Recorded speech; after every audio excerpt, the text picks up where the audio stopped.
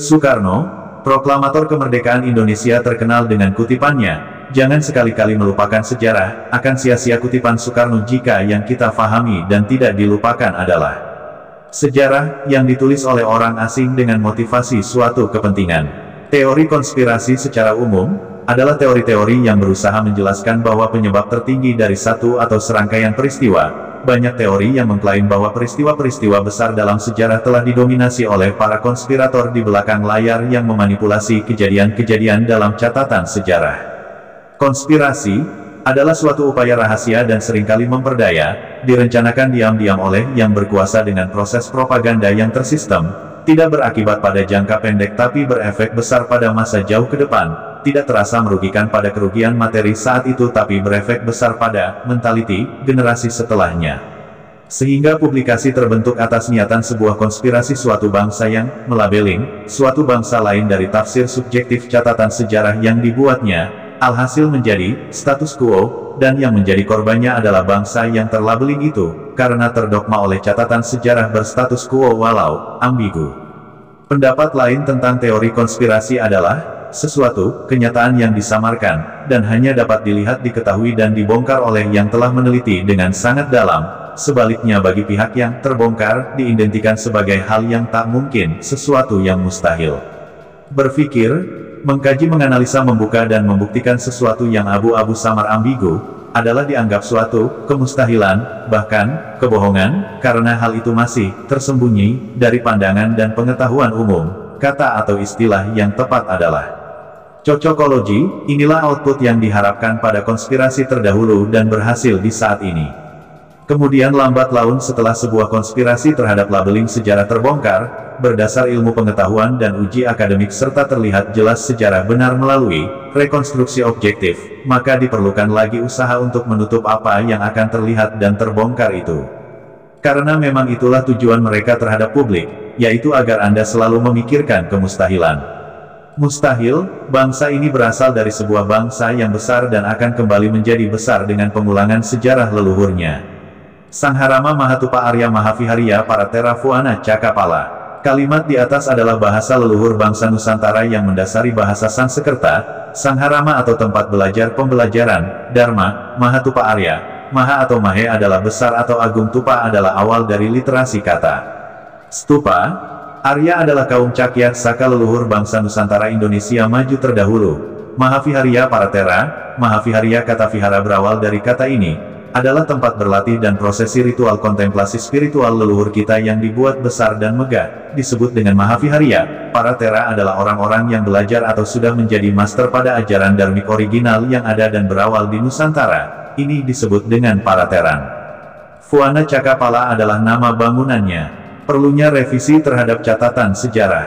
Buku ini tidak bermaksud untuk menistakan suku, ras, dan agama. Ini adalah sebuah wacana kajian ilmiah akademis, untuk dipergunakan sebagai bahan diskusi dan pemikiran. Buku ini adalah penyempurnaan dari 3 buku terdahulu, Borobudur Bukan Candi, True Back History Borobudur dan Klarifikasi Catatan Sejarah Borobudur.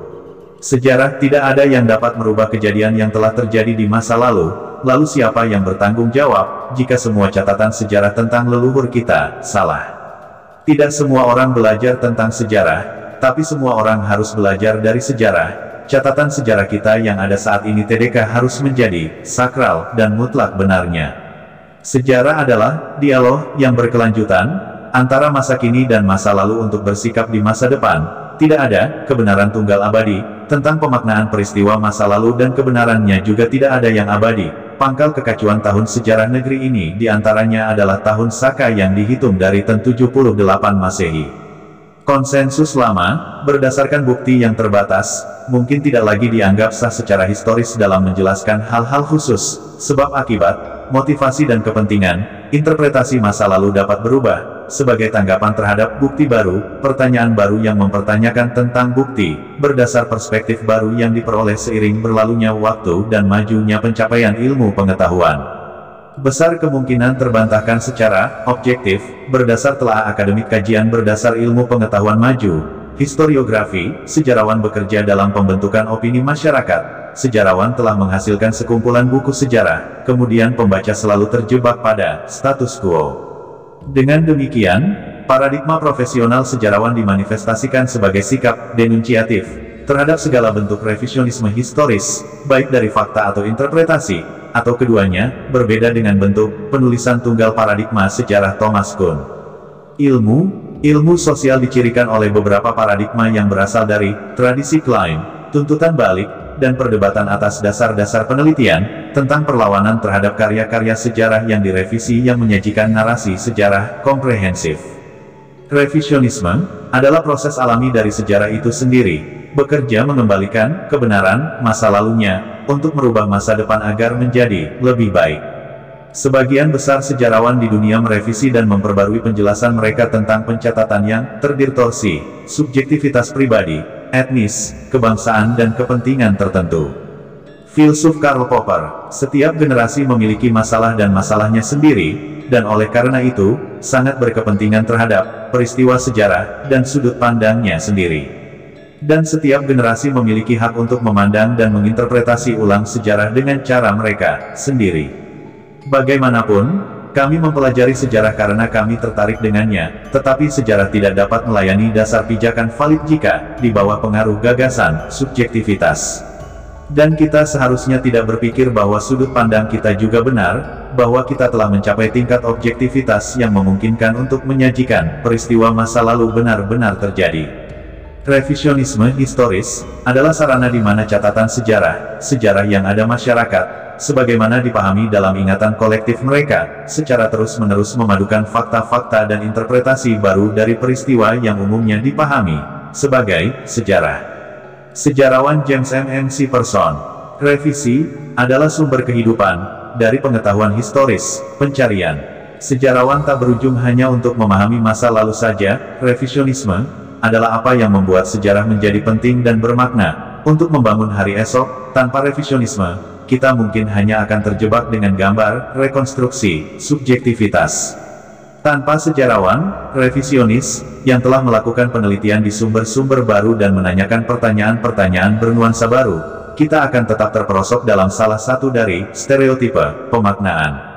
Indonesia membutuhkan revisionis historis yang menulis ulang catatan fakta sejarah leluhurnya terdahulu. Penulis sejarah-sejarah yang tertulis selama ini adalah mereka dominan, faktanya ingin menguasai negeri ini. Putuskan pengetahuan masa lalunya dan kuasai, jadi catatan sejarah yang ada saat ini tidak harus menjadi status quo dan sakral mutlak benarnya.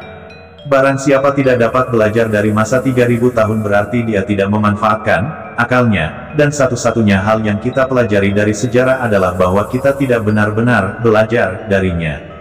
History, dalam bahasa Inggris berarti masa lalu manusia, kata lain yang mendekati adalah Geschichte, yang berarti sudah terjadi. Penelitian sejarah juga bergantung pada historiografi, atau cara pandang sejarah, yang berbeda satu dengan yang lainnya. Historiografi adalah ilmu yang meneliti dan mengurai informasi sejarah berdasarkan sistem kepercayaan dan filsafat kata sejarah. Secara harafiah kata Arab sajaratun, yang artinya pohon, sedangkan dalam bahasa Arab sendiri sejarah disebut tarikh. Kata sejarah lebih dekat pada bahasa Yunani yaitu historia, yang berarti ilmu atau orang pandai. Orang Indonesia menyebut sejarah tidak dengan kata tarikh, atau menyebut pohon tidak dengan sajaratun, karena kata sejarah dalam budaya Indonesia adalah penggambaran utuh tentang asal-usul dari akar hingga ranting catatan kejadian. Bangsa Indonesia lebih lugas dan mumpuni dalam mengartikan dan menjabarkan pengertian apa itu sejarah, walau dokumen catatan itu tersimpan di Leiden. Hal lain, sejarah ditulis oleh sang pemenang. Maksudnya, seringkali pemenang sebuah konflik kemanusiaan menjadi lebih berkuasa dari taklukannya. Oleh karena itu, ia lebih mampu untuk meninggalkan jejak sejarah dan pemelesetan fakta sejarah, sesuai dengan apa yang mereka rasa benar. Pada tahun 1960-an, para ahli sejarah mulai meninggalkan narasi sejarah yang bersifat epik nasionalistik, dan memilih menggunakan narasi kronologis yang lebih realistik. Ilmuwan postmodernisme dengan keras mempertanyakan keabsahan dan perlu dilakukan kajian sejarah. Richard J. Evans, seorang profesor bidang sejarah modern dari Universitas Cambridge di Inggris, menulis buku yang berjudul In Defense of History, pembelaan akan sejarah, membela pentingnya pengkajian sejarah untuk masyarakat. Menurut mereka, sejarah semata-mata hanyalah interpretasi pribadi dan subjektif atas sumber-sumber sejarah yang ada. Ir. Soekarno, proklamator kemerdekaan Indonesia, terkenal dengan kutipannya, "Jangan sekali-kali melupakan sejarah." Akan sia-sia kutipan Soekarno jika yang kita pahami dan tidak dilupakan adalah sejarah yang ditulis oleh orang asing dengan motivasi suatu kepentingan.